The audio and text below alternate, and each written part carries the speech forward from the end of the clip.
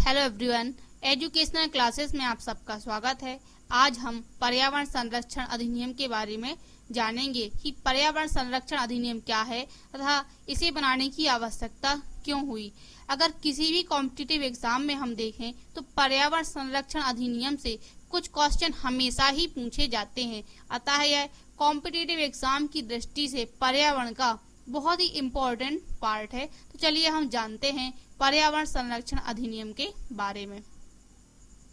सबसे पहले बात यह आती है कि पर्यावरण संरक्षण अधिनियम के बारे में विचार कब किया गया। तो संयुक्त राष्ट्र के मानवीय पर्यावरण सम्मेलन में जून 1972 में भारत ने भाग लिया था। यह सम्मेलन स्टॉकहोम में हुआ था, जहां पर यह विचार किया गया था कि पर्यावरण के संरक्षण एवं सुधार हेतु हमें एक अधिनियम की व्यवस्था करनी चाहिए, जिससे मानव पर्यावरण का दुरुपयोग न करें बल्कि उसके संरक्षण हेतु प्रयास करें। इसीलिए वहां पर इस सम्मेलन में विचार हुआ पर्यावरण संरक्षण के बारे में और पर्यावरण संरक्षण संबंधी एक अधिनियम को बनाया जाए, ऐसा विचार किया गया। पर्यावरण संरक्षण अधिनियम के हम पहले जानेंगे संवैधानिक पहलू को। पर्यावरण संरक्षण अधिनियम 1986 के नाम से जाना जाता है। जिसका विचार अनुच्छेद 48A के भाग 4 में नीति निर्देशक तत्व के अंतर्गत यह प्रदर्शित है। यह राज्य को पर्यावरण संबंधी अपने कर्तव्यों के बारे में बोध कराता है।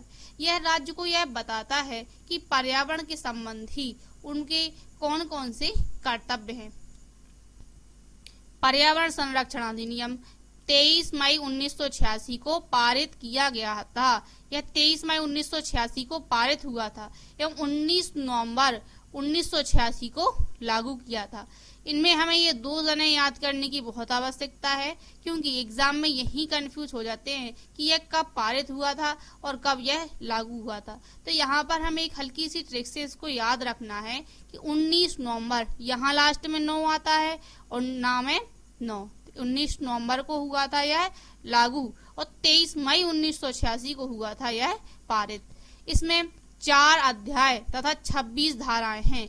यह क्वेश्चन भी एग्जाम में कई बार पूछा गया है कि पर्यावरण संरक्षण अधिनियम में कितने अध्याय हैं तथा कितनी धाराएं हैं। तो हमें याद रखना है इसमें 4 अध्याय तथा 26 धाराएं हैं। इसे पारित करने का मुख्य उद्देश्य संयुक्त राष्ट्र द्वारा पर्यावरण संरक्षण की दिशा में किए गए प्रयासों को भारत में विधि या कानून बनाकर लागू करना था। इसका उद्देश्य यह था संयुक्त राष्ट्र का कि पर्यावरण के संरक्षण में यदि कोई नियम नहीं बनेगा तो इसका शायद लोग पालन ना करें। इसीलिए पर्यावरण की दिशा में उनके जो प्रयास थे तो उन्होंने सोचा कि इसको एक कानून बनाकर लागू किया जाए, जिससे इसकी एक विधिवत व्यवस्था बने और सभी इसका सम्मान करें। भारत गणराज्य के 37वें वर्ष में संसद द्वारा निम्न रूप में यह अधिनियम पारित हुआ। इसकी अब हम जानेंगे इनकी धाराओं के बारे में। यह क्वेश्चन भी कई बार पूछा गया है कि पर्यावरण संरक्षण अधिनियम किसके द्वारा पारित हुआ था। यह संसद द्वारा हुआ था पारित, यह हमें याद रखना है। अब हम पहले जानेंगे इसके अध्याय 1 के बारे में कि इसमें अध्याय 1 में क्या है। जिसकी अध्याय 1 की धारा 1 का विस्तार संपूर्ण भारत में है। जो अध्याय 1 में धारा 1 बनाई गई है उसका विस्तार संपूर्ण भारत में है। सभी जगह उसके नियम एक समान हैं। अध्याय 1 के अंतर्गत धारा 2 में परिभाषाएं बताई गई हैं। इसमें पर्यावरण एवं पर्यावरण प्रदूषक क्या होते हैं इसकी परिभाषाएं बताई गई हैं। तो पर्यावरण है जल, वायु और भूमि, मनुष्य, अन्य प्राणियों, पौधों, सूक्ष्म जीव और संपत्ति के बीच मौजूद है जो आपसी संबंध में शामिल है। यह है पर्यावरण की परिभाषा।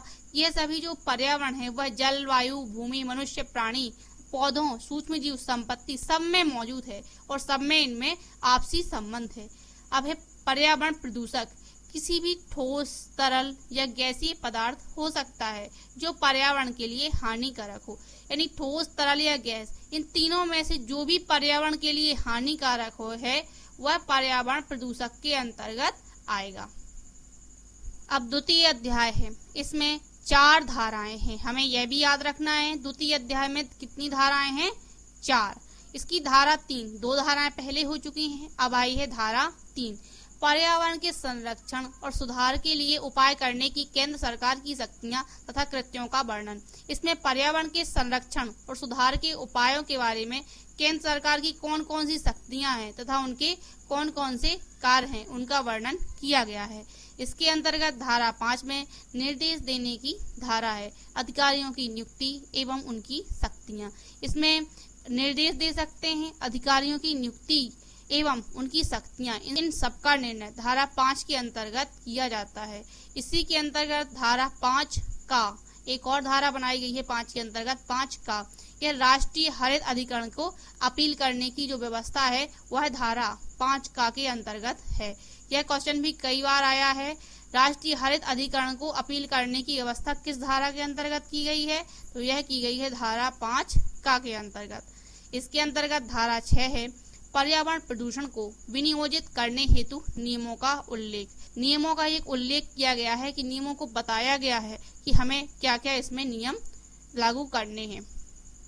पर्यावरण संरक्षण अधिनियम के तृतीय अध्याय में 11 धाराएं हैं।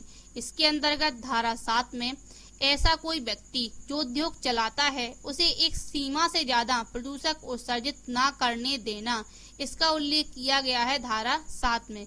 धारा 7 में ऐसी व्यवस्थाओं का वर्णन किया गया है जिसमें एक सीमा निश्चित की गई है, उसकी एक सीमा निर्धारित की गई है। उससे ज्यादा यदि कोई उद्योगपति ज्यादा प्रदूषक उत्सर्जित करता है तो उसको उत्सर्जित ना करने देना, ऐसा वर्णन किया गया है धारा 7 में।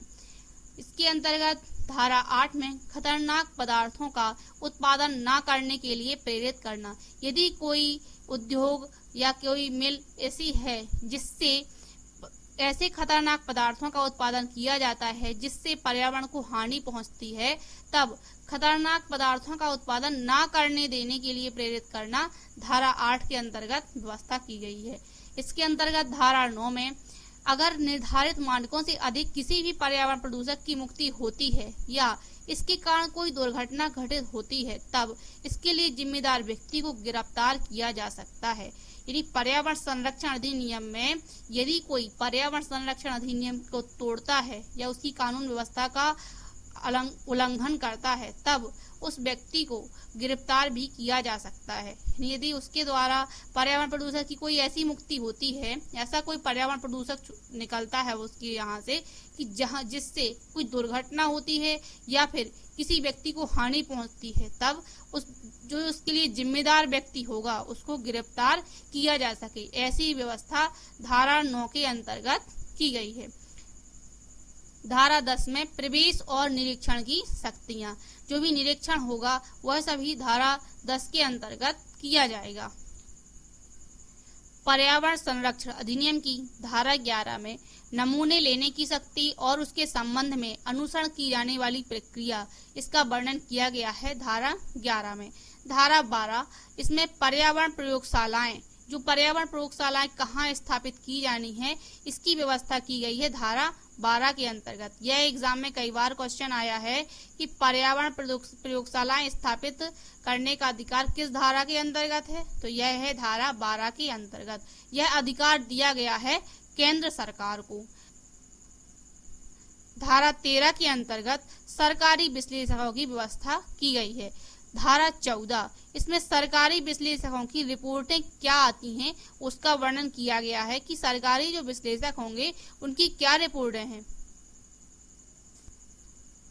धारा 15 में अधिनियमों तथा नियमों, आदेशों और निर्देशकों के उपबंधों के उल्लंघन के लिए जो शक्ति है उसकी व्यवस्था की गई है धारा 15 के अंतर्गत।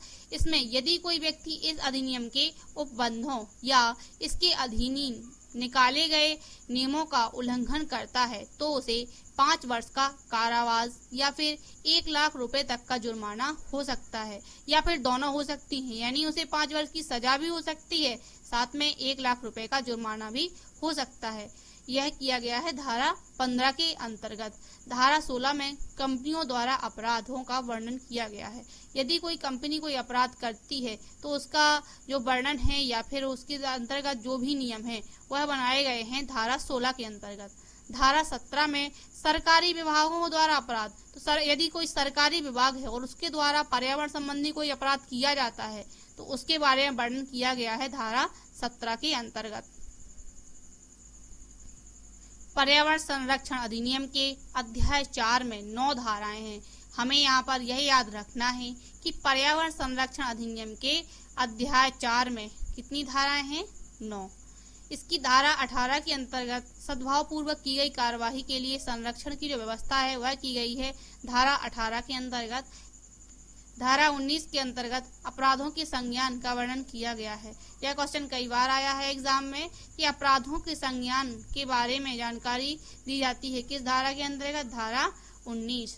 धारा 20 जानकारी, रिपोर्टें या विवरणियां, यह जो ही प्रस्तुत होती है जानकारी, कोई भी रिपोर्ट या फिर किसी भी जानकारी का विवरण जो दिया जाता है वह सब धारा 20 के अंतर्गत किया जाता है। केंद्र सरकार इस अधिनियम के अधीन अपने कृत्यों के संबंध में समय समय पर किसी व्यक्ति, अधिकारी, राज्य सरकार या अन्य प्राधिकरण से अपने को या किसी विहित प्राधिकरण या अधिकारी से रिपोर्टें, विवरणियां, आंकड़े, लेखे और अन्य जानकारी देने की जो अपेक्षा होती है वह सभी धारा 20 के अंतर्गत की जाती है। धारा 21 के अंतर्गत धारा 3 के अधीन घटित प्राधिकरण के सदस्यों, अधिकारियों और कर्मचारियों का लोक सेवक होना यह बताया गया है धारा 21 के अंतर्गत। धारा 22 में अधिकारिता का क्या वर्णन है यह बताया गया है। किसी भी सिविल न्यायालय को केंद्र सरकार या किसी अन्य प्राधिकरण या अधिकारी द्वारा इस अधिनियम द्वारा प्रदत्त किसी शक्ति के अनुसरण में या इसके अधीन कृत्यों के संबंध में की गई किसी बात, कार्यवाही या निकाले गए आदेश या दिए गए निर्देश के संबंध में कोई बात या कार्यवाही ग्रहण करने की अधिकारता नहीं होगी। यानी धारा इसमें जो 22 है उसके अंतर्गत किसी को भी इसके अंतर्गत कोई बात या कार्यवाही ग्रहण करने का अधिकार नहीं है। इसमें यह नियम बनाया गया है धारा 22 के अंतर्गत। धारा 23 में प्रत्यायोजन करने की शक्ति, यह भी क्वेश्चन कई बार आया है। प्रत्यायोजन करने की शक्ति का वर्णन किस धारा के अंतर्गत किया गया है? तो हमें याद रखना है धारा 23 के अंतर्गत प्रत्यायोजन करने की शक्ति का वर्णन किया गया है। धारा 3 की उपधारा 3 के उपबंधों पर प्रतिकूल प्रभाव डाले बिना, जो धारा 3 है उसकी उपधारा 3 आगे कोई भी उपबंध जो है उस पर प्रतिकूल प्रभाव न पड़े, फिर भी केंद्रीय सरकार राज्य पत्र में अधिसूचना द्वारा ऐसी शर्तों और निर्बंधों के अधीन रहते हुए इस अधिनियम के अधीन अपनी ऐसी शक्तियां और कृत्यों को जो यह आवश्यक समझे किसी अधिकारी, राज्य सरकार या प्राधिकरण को प्रत्यायोजित कर सकेगी। उस शक्ति को छोड़कर जो धारा 3 की उपधारा 3 के अधीन किसी प्राधिकरण का गठन करने और धारा 25 के अधीन नियम बनाने के लिए है। धारा 24 के अंतर्गत अन्य विधियों का प्रभाव जो है उसका वर्णन किया गया है धारा 24 में। धारा 25 में नियम बनाने की शक्ति का वर्णन किया गया है। यही क्वेश्चन भी कई बार आया है, नियम बनाने की शक्ति किस धारा के अंतर्गत होती है? यह होती है धारा 25 के अंतर्गत। धारा 26, इस अधिनियम के अधीन बनाए गए नियमों का संसद के समक्ष रखा जाना। जो भी इस अधिनियम के अंतर्गत जो नियम बनाए गए हैं उनको संसद के समक्ष रखा जाता है धारा 26 के अंतर्गत।